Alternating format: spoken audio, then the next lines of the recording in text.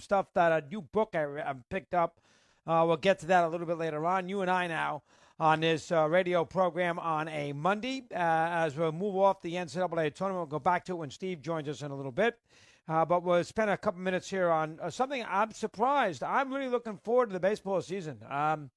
Maybe it's because last year, such a weird year with the 60 games, and it was nothing regular about that. 60 ball games in a sprint, very unlike what baseball is about. Baseball is about a long run, day after day after day, like a companion piece, like reading a great novel where you don't know what's going to happen until the very end. That's what baseball is. That's its greatness.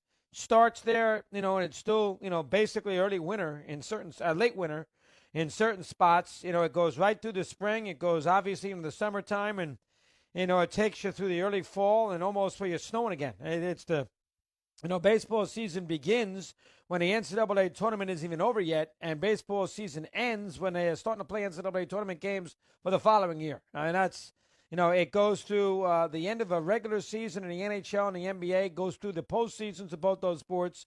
It goes through the Triple Crown Series. It goes through 2 or 3 majors in golf, 2 or 3 majors in tennis. It goes through, the NHL and the NBA postseason. It goes through, again, the end of the NCAA tournament.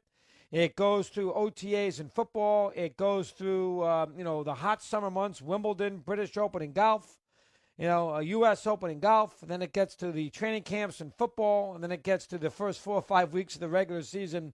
And that's all before the playoffs begin. I mean, that's in a lot of ways, that's the best thing about baseball. And it's also the worst thing about baseball in a lot of ways. The long 162 game, have a glass of lemonade on a hot summer day on your back porch, listen to a radio of a ball game, which is great. And then, of course, the tediousness of it where the season never ends. Where, all right, we get it. We've seen 4 months. I know who the best teams are. Let's go. You get to that aspect of it, too. But I am really, for whatever the reason, I am really looking forward. No, listen, it will wear off. I mean, don't get me wrong. Come, middle of June, baseball goes through a lot of those in and out scenarios where, you get into it for a little while, then you kind of fall apart with it and get back into it. And, it has a lot of that aspect of it to it because it's such a long ebb and flow kind of year. And, as a fan of sports or as a baseball fan, you find yourself, going through periods there where you're attached to it and other periods where you sort of forget completely about it. And you pay attention to other sports and to other things and maybe even a summer vacation. And you realize the players don't get a summer vacation because they're playing ball basically from March 1st through October. So, but for whatever the reason, again, probably because of last year having an aborted year. And I'm worried about the no fans. I mentioned it there a little while ago. I watched about an inning of that Angel-Dodger game last night. That empty ballpark in Anaheim was a very rough watch. There's no way around it. Empty seats all over the place. It was an exhibition game, but it was tricky. And I'll be interested to see if 10% capacity, 15% capacity brings any energy into the buildings once we start here on Thursday. And most teams are about 20% capacity for the first month or so. A couple teams are more than that. Like Texas can sell out every ticket they want. St. Louis is at 32%. Mets are at 20%. So the Cubs. White Sox. But as far as the year goes, and would I have preferred more postseason teams this year? Yes. I think it's dumb the way the union and the owners could not figure out a way to get the more teams in. I mean, obviously, the union doesn't want to give the owners an extra nickel this year in spending money. They got to buck up their fannies right now. They want to get their they want to get their they want to get their comeuppance. They want to get their eye for an eye, tooth for tooth, the whole bit. So they're going to sit there and they're going to use that as a bargaining chip come December. They're going to give Manfred nothing. And that is short-sighted, but that's what baseball did. And then Manfred said, okay, fine, you do that. I'm not getting a DH. So, I mean, there is that battle that always is in the, back of your mind that looms from both sides. But as far as the year is concerned, Thursday can't come soon enough. And again, I'll go in, I'll get in and out of it. I'll be into the first 3-4 weeks, and then I'll lose some interest, get back into it, lose some interest. That kind of sport. That's what baseball is. Every day religiously following it, it's hard, especially when you don't have a favorite team anymore. Which I don't have the Giants like I used to. They won 3 championships, so it's not like I'm living and dying on every Giant pitch. Torrey still lives and dies. in a lot of ways on every Yankee pitch. In regular season, I have trouble doing that with the Giants, which hurts because baseball is a sport where you need to have your own team or root for a team because, caring that much about what's going on with the, Diamondbacks and Padres is hard.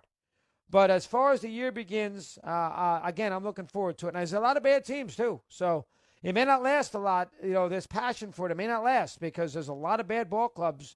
The Pirates are historically bad. They stink. The Orioles stink. They stink. Rockies are terrible. I mean, Texas is a bad baseball team. They're not any good. They're awful. I mean, Detroit's not a good team. All right? There are a lot of Rockies are terrible. There are a lot of bad teams. So you got to keep that in mind. Pirates, Rockies, Tigers, Rangers, Orioles. I mean, there are a lot of bad teams. So, and there's only 5 making it in each league. So, I mean, you got a chance if the Dodgers and Padres run away, Mets and Braves play real well. That's not going to leave a lot of opportunity for a Phillies or a Nationals or a team maybe in the NL Central. So you got to keep only 5 teams making it. It's a very tricky spot to make that postseason.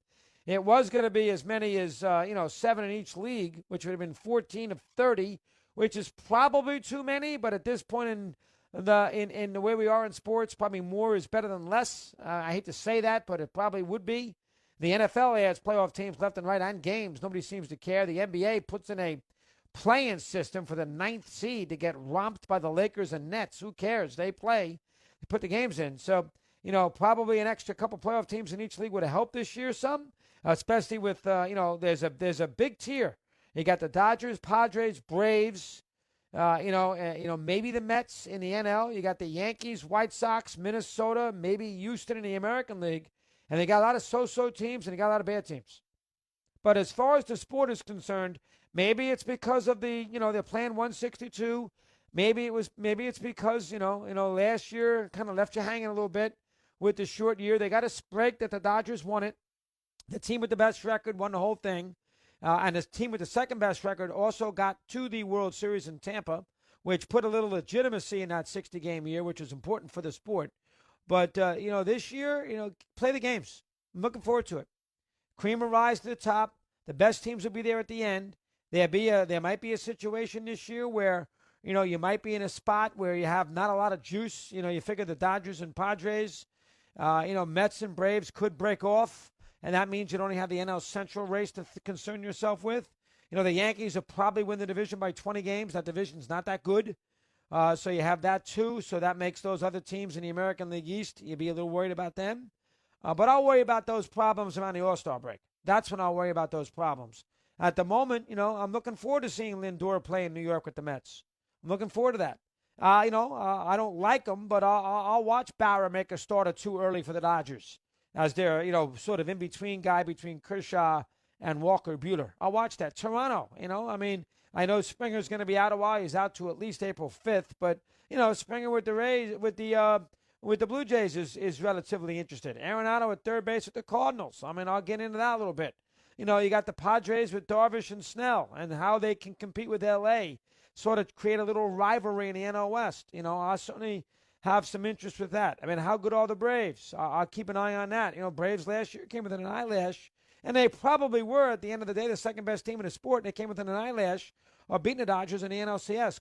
Couple of balls here or there in Game 7, they would have won that game. They had a lead. They ran the bases poorly, but they were right there against the Dodgers in that 5-game series. And the Braves are good. So, I'll definitely keep an eye on them. The Brewers, I think, I think the Brewers could be dangerous. I'll keep an eye on them. A lot of people like Kansas City. Thinks the Royals would be a pretty good team. Better at least. I'll watch them. La Russa with the White Sox. That's something I don't hate the injury to Jimenez, but I'll watch La Russa, 76 years of age, a Hall of Fame manager back managing. I'll keep an eye on that. The Angels with Trout and Joe Madden, and of course with Betts and Ohtani, who's going to be part of that rotation. He's healthy. He's going to be part of a 6-man deal out of the gate. He's going to DH most of the time. He's not going to have a day off after or before starts. I keep an eye on that. I'll be interested in that. See how he's, it's about time for Ohtani. I'll tell you that about Ohtani. All I've heard is the greatness of Ohtani. He's done nothing he's a better hitter than he's a pitcher. He's a curiosity as a pitcher is what he is. He's a very good hitter, but he's a curiosity as a pitcher. Throws the ball hard, can strike people out, but he's had an injury, but very little success. The Yankees will always be, the Yankees. I mean, how do you not get wrapped up, see if they can stay healthy? With Judge and Stanton. I mean, the Red Sox will be a little better, and they can't be worse. Quarterback, I'll watch that. Hinch is in Detroit. Different spot for AJ. We shall see. I mean, there's, there is a little. Listen, the Reds might be bad. Cubs might be bad. I think when the dust settles and we played 60 to 80 games, you might have a different take on this, and I'm sure I will too. But as far as the anticipation of this season, I'm looking forward to it. And I know there's no fans, and that's a big problem. And I know that there's a huge separation this year. There's a lot of teams that are bad. A lot of teams, are basically giving up the gander to make a run at it down the road. Giants, for instance. Arizona, I think, for instance. Colorado, for instance. The Orioles always are in this mode, for instance. Pittsburgh, of course, for instance. Rockies, for instance. There's a lot of those kind of teams. Texas is another one. There's a million of them. That does worry you? I mean, you're going to sit there and watch, Texas and the Mariners play in a big game, in the middle of May? No, you're not. You're not going to watch that at all. But I'll be into it on Thursday. I'll be into it. I know. Listen, I know on this channel, and I know in this day and age, especially with the way the world revolves, the sports world revolves around the NFL. I mean, that's all it is. It's the NFL and a little NBA. I mean, that's what it comes down to. And we're sprinkling the other sports as we get to it. I know there's not a lot of diversity, and nobody talks about baseball, and that's a problem that they know they have, and I have brought it up to them many a time. Baseball's problem is they are just never part of the national conversation. A lot of people on TV don't know that much. Shannon Sharp, great guy. He don't know anything about baseball. Stephen A., great guy. He don't know anything about baseball. I mean, a lot of these guys on the national scene, they, if they know something about it, for whatever the reason, they're told by their producers and directors and their bosses, don't talk about it because people don't want to know. And there might be some truth to that, ratings and everything else, but they certainly talk about the NBA. The NBA ratings are in the toilet on a day-in, day-out basis on ESPN. Toilet. And baseball's not much better, don't get me wrong, but still. And it's not part of the national conversation. But on this show, we'll make it part of the national conversation as the year embarks here on Thursday. And again, I think the overall theme for me is, what the hell? Let's go. Play the games. And, Nationals, Mets, Thursday night, 7:09, I'll be there. Blue Jays, Yankees at 1, I'll be there. Looking forward to it. 15 after the hour, we take a break, we come back. We're on Mad Dog Unleashed.